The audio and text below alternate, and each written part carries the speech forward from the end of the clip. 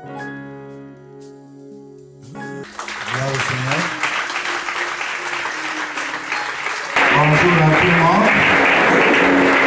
Bonjour à tout le monde. Bonjour.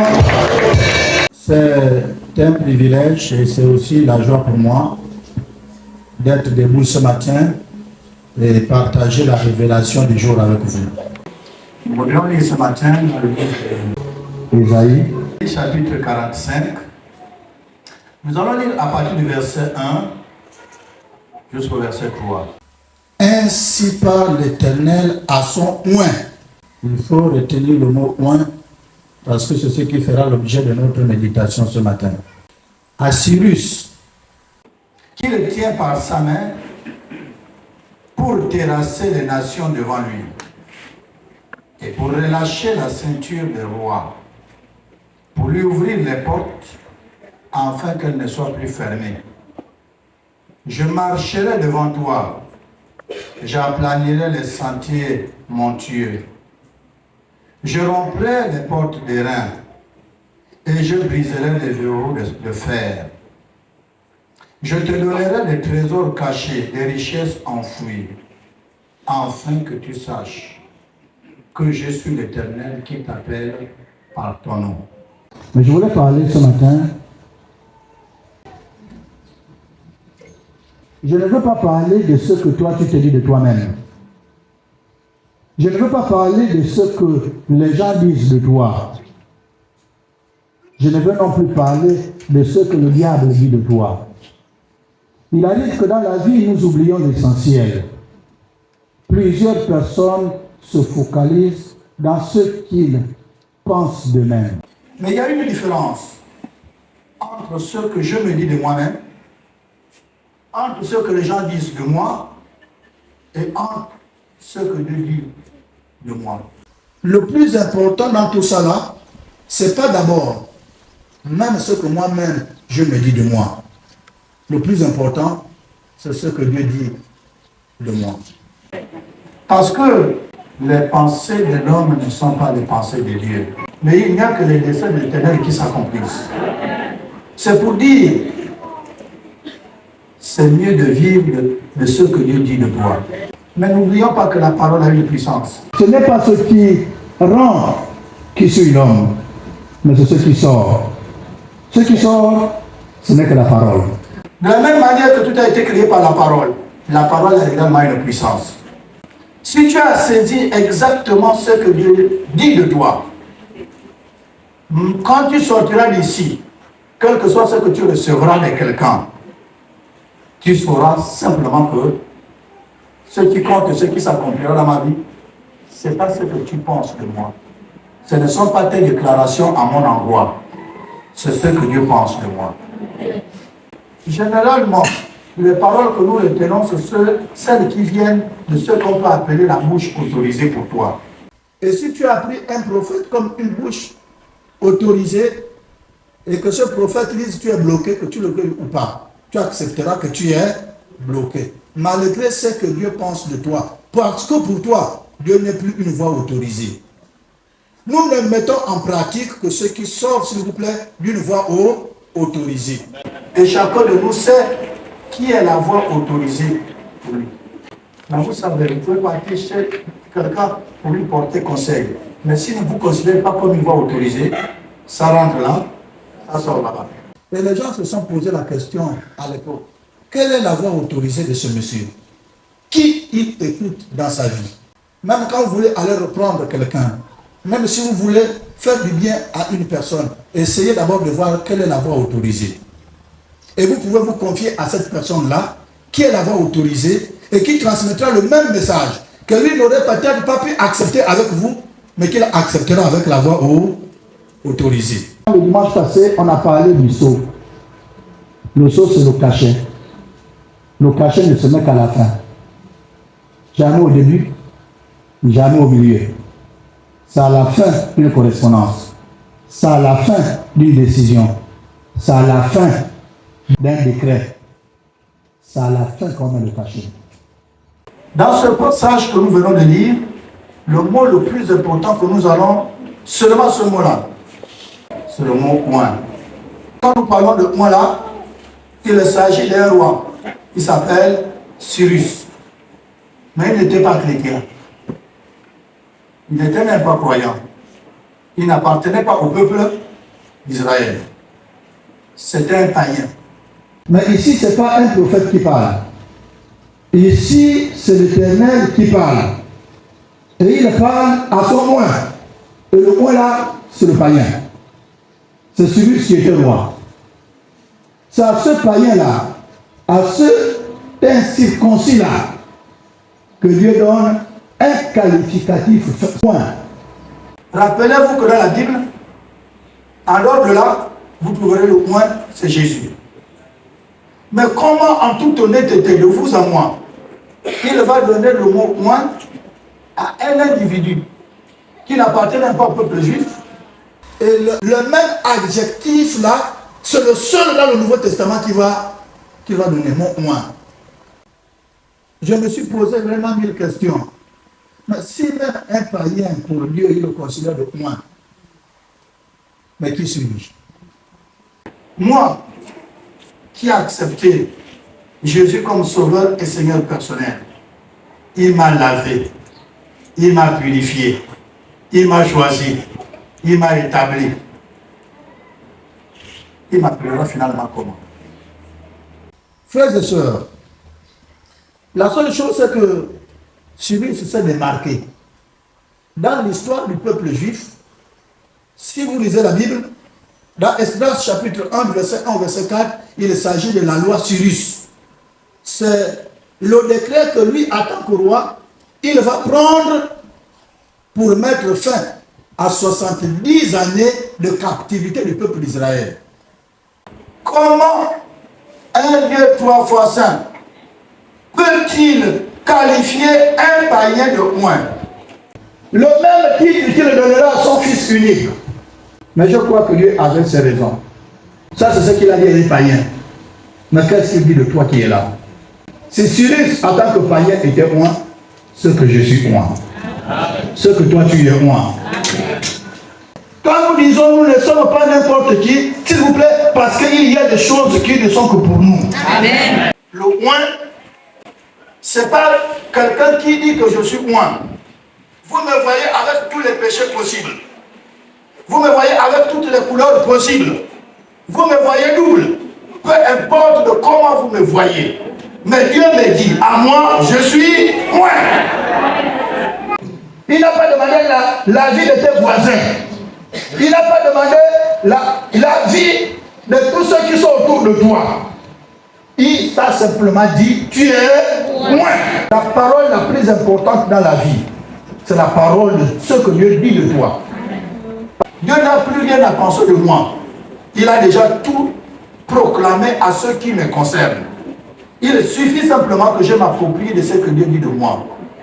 Je suis moi. Tu es oint. Nous sommes oint. Vous êtes oint. Mais oint c'est quoi? Le oint, c'est celui qui a reçu une autorité de la part de Dieu. On ne joue pas avec l'autorité. L'autorité peut basculer à n'importe quel moment et quand il veut. La Bible dit ce matin, frères et sœurs, que tu es doté d'une onction de Dieu pour faire de toi une autorité. Une autorité ne subit pas la décision. Une autorité est appelée à décider. Mais ça, c'est quel genre d'autorité? Là où c'est le diable qui décide toujours des autorités. Ou vous l'êtes, ou vous ne l'êtes pas. Dans l'Ancien Testament, il y avait 3 catégories de pouvoir. Il y avait ce qu'on appelait les prophètes. Il y avait ce qu'on appelait les sacrificateurs. Il y avait ce qu'on appelait les rois. Ce sont ceux-là qu'on distinguait. Mais aucune personne à l'époque ne devrait avoir les 3 fonctions à la fois. Et si vous suivez la Bible, il fallait sortir de la lignée royale pour occuper le poste du roi. Il fallait sortir de la lignée des sacrificateurs pour que tu occupes la fonction de sacrificateur. Et c'était la même chose pour les prophètes. Mais quand Jésus arrive dans le Nouveau Testament, il dit, je suis à la fois roi, à la fois sacrificateur et à la fois prophète. Et tous ceux qui l'ont accepté sont devenus en même temps roi, en même temps prophète et en même temps sacrificateur. La nation à l'époque était dirigée par ces trois catégories de personnes. Roi, prophète et sacrificateur.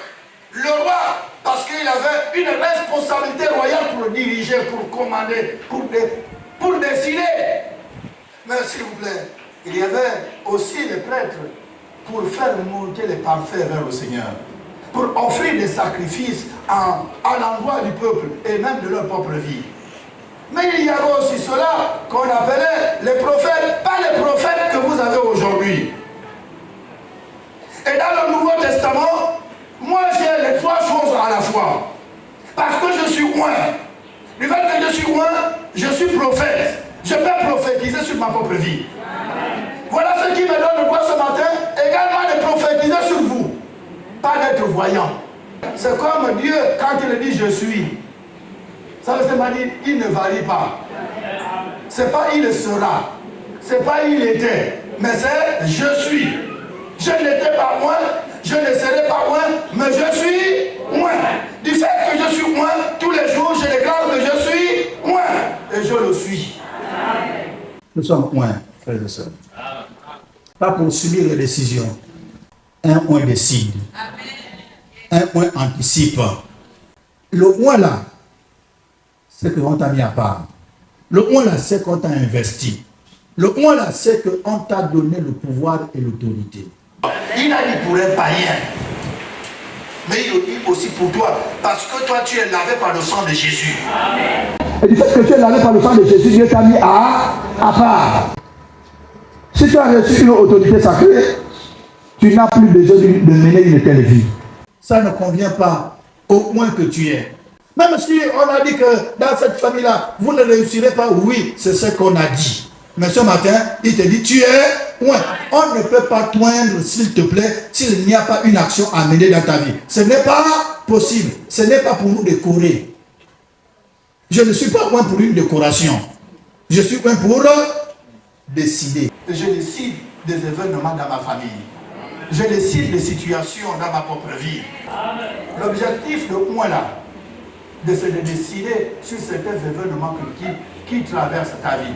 De décider sur la situation de ta famille. À un moment, on se pose la question, est-ce que Dieu m'aime ou il ne m'aime pas? Est-ce qu'il m'écoute ou il ne t'écoute pas? S'il te plaît, ce n'est pas des sentiments, ce n'est pas des sensations. Ce n'est qu'une simple déclaration. Tu n'as pas besoin d'abord de sentir une fraîcheur pour dire qui est là. Attends, quand on t'a dit, on te maudit, tu as senti quoi? Une fraîcheur? Une sensation? Mais pourtant tu crois cette parole. Il t'établit roi pour décider. Il t'établit, on appelle comment? Prêtre pour intercéder en faveur de ta famille. Et il t'établit sacrificateur. Mais suivez le passage que nous avons lu.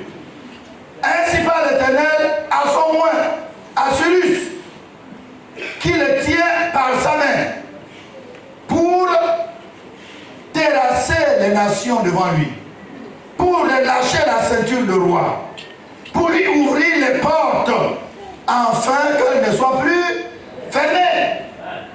Ça, c'est ce qui accompagne un oint. Ce matin, si tu es oint, les portes doivent s'ouvrir. Les portes de la fécondité doivent s'ouvrir. Les portes du travail doivent s'ouvrir. Les portes du mariage doivent s'ouvrir. Les portes des affaires doivent s'ouvrir. Les portes de la prospérité doivent s'ouvrir. S'il vous plaît, c'est une obligation pour nous que ça s'ouvre. Parce qu'il n'y a pas de raison que nous sommes des oints et que ces portes restent fermées. Où on l'est, où on ne l'est pas. Et à la fin, c'est pour que tu saches que je suis vraiment Dieu. C'est comme ça comment il conclut le verset que nous avons lu. Il fait toutes ces choses. Il le fait sur le verset 3. Je te donnerai des trésors cachés, des richesses enfouies, afin que tu saches que je suis l'Éternel qui t'appelle par ton nom. Notre vie ne peut pas être sécurisée, s'il vous plaît, quand elle est malmenée par un esprit quelconque. Si je crois que les sorciers existent, mais je crois aussi que Dieu existe. Mais comment tu vas croire aux sorciers plus que Dieu? Et pourtant tu cries ici que c'est Dieu qui a tout créé. Donc il n'y a pas de sorciers sans Dieu. Vous croyez à ce qui est créé et vous êtes déconnecté du Créateur. J'ai dit non. Il te dit tu es. Il t'a équipé. Au fait, c'est toi-même. Si tu restes là, c'est toi-même. Si tu vis ça, c'est toi-même. Dieu nous a suffisamment et il dit vous êtes loin. Un, on peut décider. Deux, je peux prier pour moi-même et pour ma famille. Trois, s'il vous plaît, nous sommes des rois. Nous sommes des sacrificateurs. Nous sommes des prophètes. Toi, tu peux aussi t'élever ce matin. Je prophétise que mes enfants qui sont déjà dehors là, ils sont déjà à la maison au nom de Jésus. Je prophétise sur tel enfant qui est désormais drogué, qu'il n'est plus drogué au nom de Jésus. Je déclare sur tel enfant qui a commencé à fumer, que cet enfant ne sera jamais fumé au nom de Jésus. Tu peux prophétiser. Je vous rappelle ça ce matin. Prenez ça comme recette. On se comprend? Ça va résoudre toutes les difficultés que nous traversons. Il dit quoi? Je témoigne pour terrasser les nations. C'est notre responsabilité. Il dit, je témoigne pour repousser la ceinture de roi, pour ouvrir les portes qui sont fermées. Voilà pourquoi nous sommes loin. Et il va encore en disant, je marcherai moi-même, et j'aplanirai les sentiers. Donc avant que tu ne partes, Dieu est déjà devant. Avant que tu n'arrives, il est déjà arrivé avant toi. C'est au moment que tu commences que lui a déjà terminé. Et je romprai les portes des reins et je briserai les verrous qui sont en fer. Même si on t'a cadenassé comme disent les autres, s'il te plaît, lui il te dit, ça va s'ouvrir. Dieu vous fasse du bien et qu'il vous bénisse.